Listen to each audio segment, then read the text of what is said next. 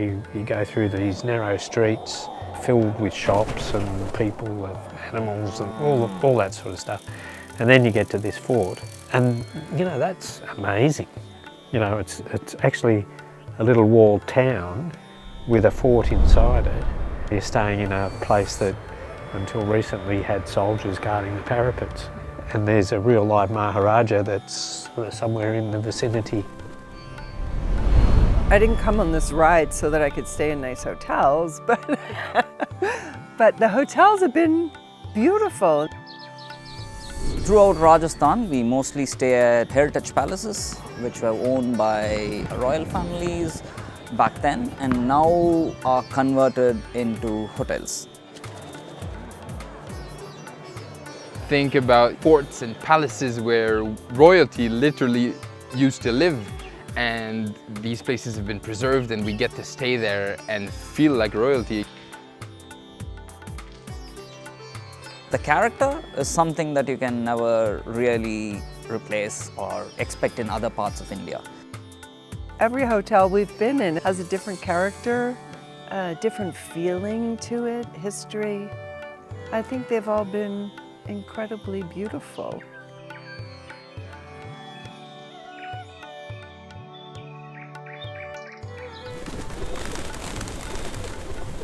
So far in Rajasthan, pretty much since the start, we've been treated to very lovely places, sometimes just ramping up day by day. I think the peak of that ramp comes tonight. We've been used to this weird contrast of fancy hotels in small places, but this is a big one.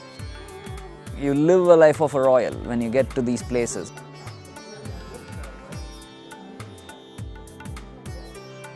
You're cycling in really remote part of India and you arrive at these like massive palaces. It's a very good take at like how life in these parts of India has always been. I kind of make a point of not looking to see where we're going that night and just let it unfold and come in and experience whatever fort or palace or whatever it is that we're in on this particular night.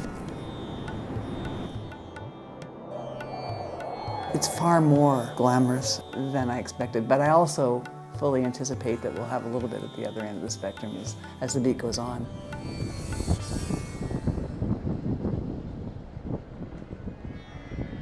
After Rajasthan, we go into Madhya Pradesh, which is not frequently visited by tourists, which poses a challenge for us to kind of find the accommodations we need.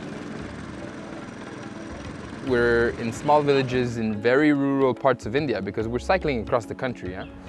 And we stay in the only hotel that this village has.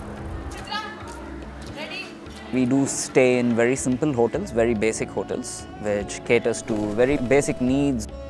So it's quite a shift when you move from Rajasthan into Madhya Pradesh. That is something to expect or prepare for when you come on a tour like Hippie Trail, going through remote parts of India. The highlight there is not going to be the hotel, but it's going to be feeling part of the real local life and feeling surrounded by what the reality of rural India really is. And these places are just unique, unlike anything I've ever been in, for sure. Not being sheltered in our beautiful fancy hotel, we're going to appreciate the days where we get that, but then we'll appreciate the days of being connected to local life when we do get that.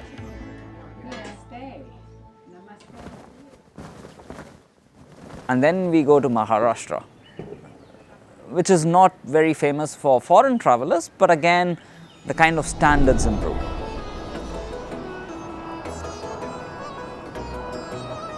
We start staying in resort type of hotels, like good hotels with swimming pools and spa.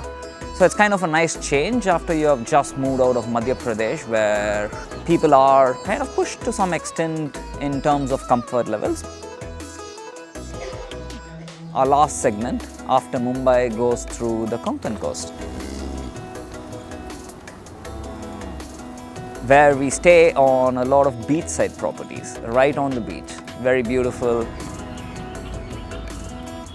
You're amongst these palm trees and coconut trees, right on the coast, lovely sunsets.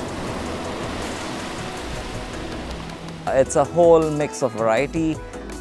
These are smaller towns, but we try to find the best accommodation. And then we end in the northern part of Goa, so we finish strong. We stay in a really beautiful themed hotel, like a boutique hotel.